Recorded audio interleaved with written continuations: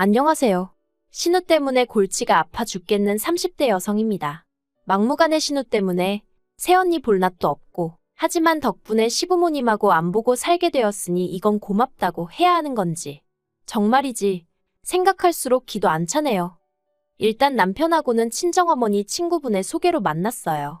정확히 말하면 제가 어려서부터 이모이모하고 따랐던 친정어머니 친구분에 먼족하죠.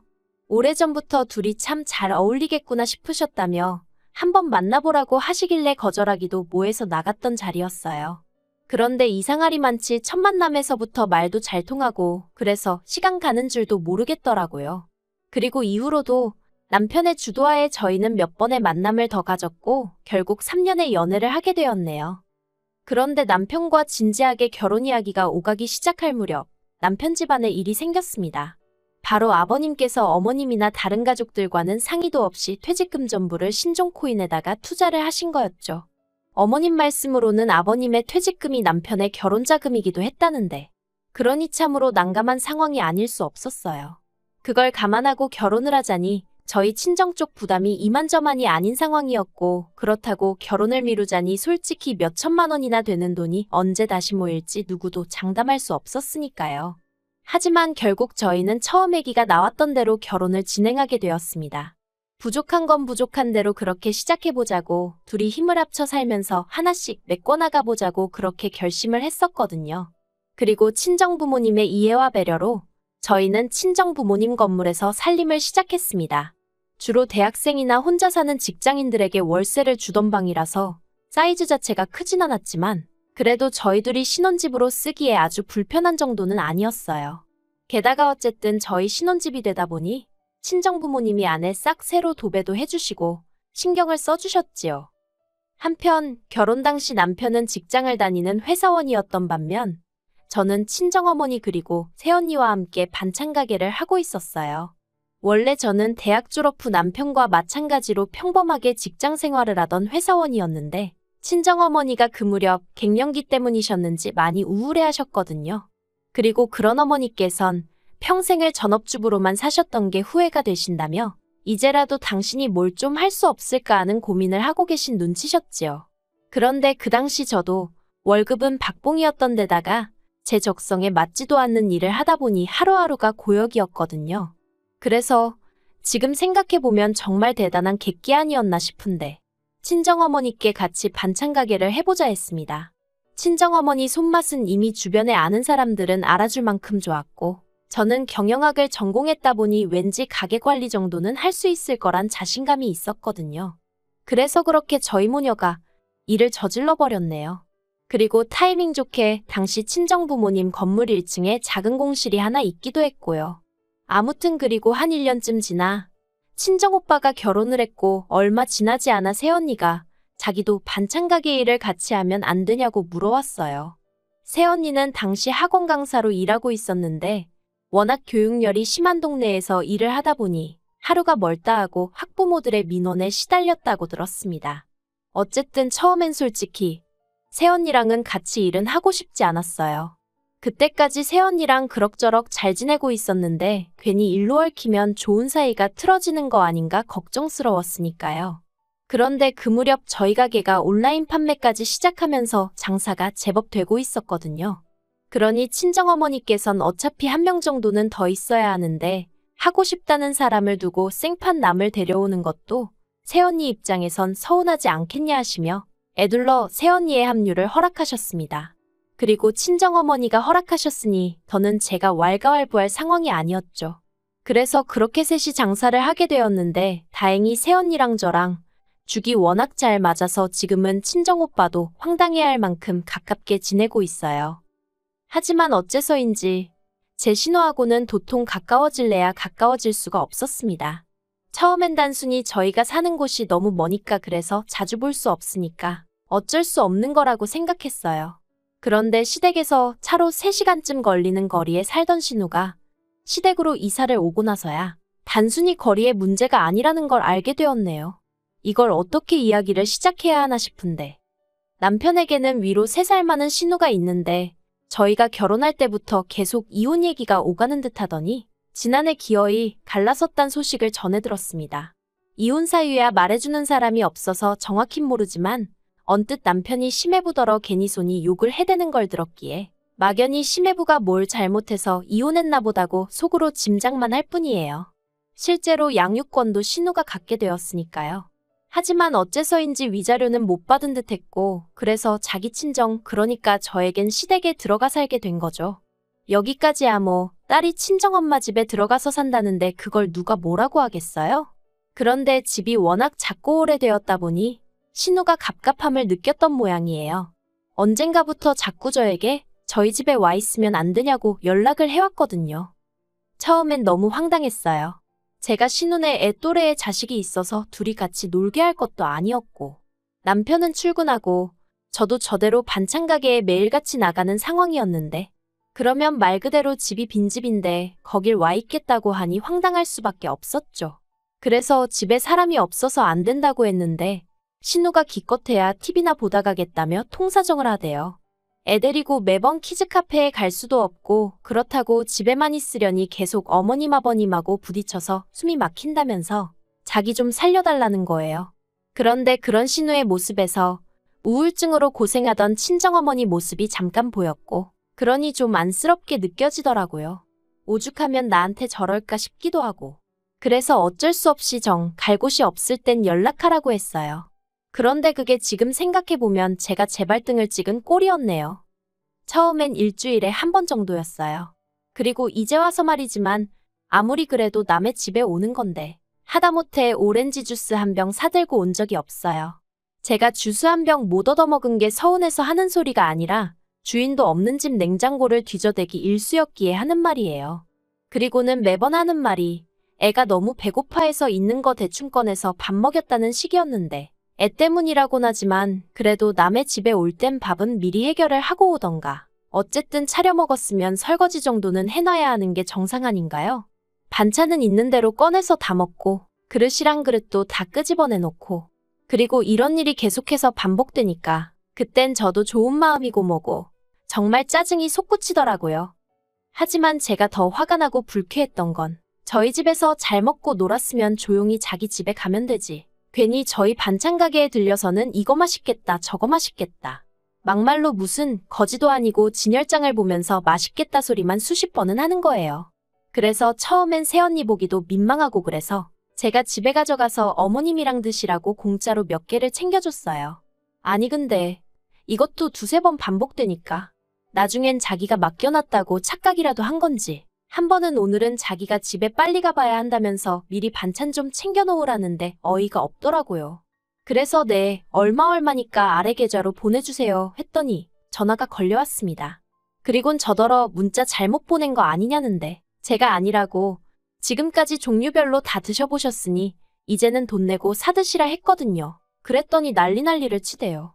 아무리 장사꾼이라도 그렇지 가족을 상대로 무슨 짓이냐면서요. 그래서 제가 저는 못 땅 파서 장사하냐고 저도 먹고 살아야 할 거 아니냐니까 대해단하다며 비아냥거리곤 돈도 안 보내고 반찬 가지러도 안 오더라고요. 그리고 그렇게 신우랑 사이가 대면대면해진 지 석 달쯤 지났을 무렵이었습니다. 평소와 다른 컨디션에 설마 싶었는데 확인을 해보니 임신이더라고요. 그리고 임신인 걸 알아채기가 무섭게 입덧이 시작되었죠. 그렇다 보니 반찬 가게에서 일은커녕 아예 출입도 하기가 어려웠습니다. 그러자 친정어머니도 새언니도 저더러 무리하지 말라며 가게엔 나오지 말라 했고 저도 제가 나가는 게 오히려 민폐만 끼치는 것 같아 당분간 가게에 가지 않기로 했어요. 그런데 문제는 이 이야기가 신우에게 들어가면서부터였습니다. 알고 보니 신우가 아르바이트를 구하고 있었는데 제가 당분간 일을 못 나간다는 소리를 듣고는 자기가 저 대신 나가면 안 되겠냐고 남편에게 물어봤던 모양이에요.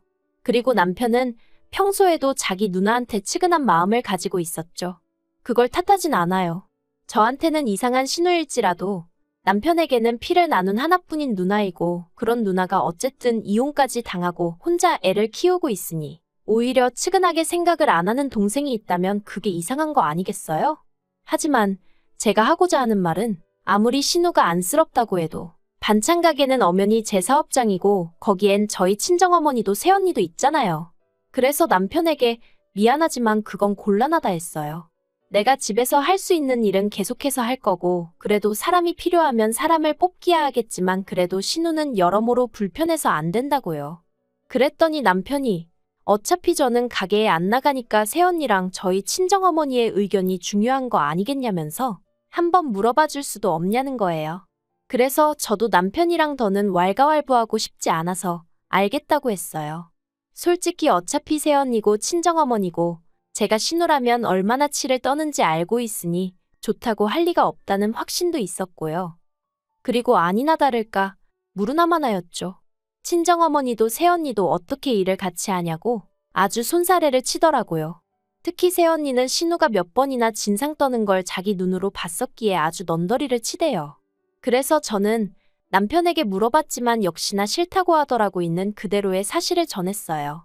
그런데 정말 남편은 도대체 무슨 생각으로 기대를 했던 건지 실망한 기색이 역력한 거예요. 어찌나 당황스럽던지.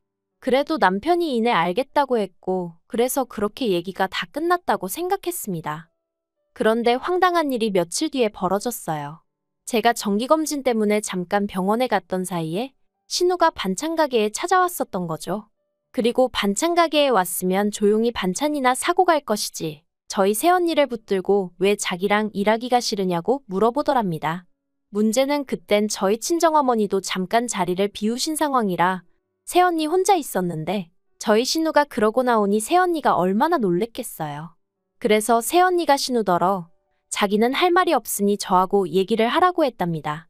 그런데 저희 신우가 계속 집요하게 도대체 제가 자기 욕을 어떻게 했길래 무조건 싫다 하냐고. 그러면서 그쪽이 나랑 말이라도 몇 마디 해봤냐? 내가 뭐가 어때서 싫다는 거냐? 새언니 말이 그나마 같은 여자니까 버티고 있었지. 정말 소름 끼치고 무서웠다고 하던걸요. 그리고 이 일은 바로 저희 친정오빠 귀에 들어갔고 제 귀에도 들어왔죠. 친정오빠가 저희 남편을 불러서 이게 말이 되는 상황이냐고 지금 우리 집안을 얼마나 가짱게 봤으면 어떻게 사돈 내쫓아와서 그딴 행동을 하고 갈 수가 있느냐고 정말 불같이 화를 냈어요. 친정부모님도 이런 황당한 경우가 어딨냐 싶으셨다지만 이미 친정오빠가 한바탕 해놓은 만큼 나서진 않으셨고요. 아무튼 친정오빠가 남편더러 한 번만 더 이 비슷한 일이라도 있으면 이 정도로 안 끝날 거라고 한 번 두고 보라고 아주 엄포를 놓았습니다. 그리고 저희 남편은 그런 저희 오빠 앞에서 정말 내내만 할 뿐 고개 한 번을 제대로 못 들더라고요. 그런데 일이 이렇게라도 이쯤에서 끝났다면 얼마나 좋았을까요? 하지만 저희 남편은 남편대로 사고는 신우가 쳤는데 욕은 자기가 먹었다 싶었는지 그래서 그게 억울하기라도 했는지 시댁에 전화를 해서는 시부모님한테 아주 난리를 치더라고요. 저는 솔직히 남편이 그간 저희 친정부모님께 워낙 깍듯하게 잘해서 시부모님한테 그 정도로 화를 낼 거라곤 상상도 못했어요.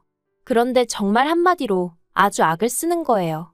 왜 자기 얼굴에 똥칠을 하냐면서 가뜩이나 장가올 때부터 뭐 하나 제대로 해온 것도 없는데 이렇게 사람을 쪽팔리게 만들어야 되냐고 아주 울분을 토하더라니까요. 그리고 그렇게 절규하는 남편의 모습이 어찌나 처절하던지 괜히 친정오빠가 미워질 지경이었어요. 사람을 혼내는 것도 좀 적당히 하지 그런 생각도 들고. 그런데 시부모님이 보이신 반응이 가관이었습니다. 그때 저도 남편 옆에서 스피커폰으로 모든 대화를 듣고 있었는데 어머님이 남편더러 저를 바꾸라시대요. 그래서 저는 솔직히 어머님이 신우 대신 저한테라도 사과를 하시려나 보다 싶었어요. 하지만 웬걸요. 제가 전화를 받기가 무섭게 어머님께서 네 새언니란 여자가 아주 생각이 짧은가 보다며 여자끼리 있던 일을 남편한테 꼰지르고 그런다고 네 오빠라는 사람은 남자가 돼서는 여자들일에 끼어드냐며 아주 이번 기회에 저희 집 식구들을 다시 봤다나요? 정말이지 무슨 말을 해도 말이 통하지 않는다는 게 이런 거구나 싶었어요. 그래서 어머님 말씀이 다 끝났다 싶을 때 다 하셨냐 묻곤 어머님이 어이없어 하시면서 다 안 했다 하시길래 그럼 계속하세요 하니까 저더러 싸가지가 없다대요. 그리고 그땐 저도 짜증이 나서 전화 끊겠습니다 하고 끊어버렸죠. 옆에서 남편도 다 듣고 있었는데 자기도 어이가 없는지 한숨을 내쉬었다 탄식을 했다가 저더러 자기가 정말 뭐라 할 말이 없다며 미안하대요. 그래서 남편한테 앞으로 우리 집에서 있는 일은 시댁에 전하지 말라고 했어요. 할 얘기가 있으면 내가 할 테니까 당신은 하지 말라고요. 단 신우에게 우리 새언니한테 사과는 똑바로 하라고 말하라 했네요. 그 사과가 이루어지기 전에는 나도 신우고 시부모님이고 다 없다 생각하고 안 보고 지낼 테니 그런 줄 알라고요.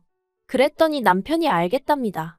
그러면서 정말 저 볼 낯이 없다고 또다시 미안하다 하는데 괜찮다고 말해주기도 싫고 하지만 앞에서 울고 짜는 남편을 보고 있으니 마음은 불편하고 여러모로 성질이 나 죽는 줄 알았네요.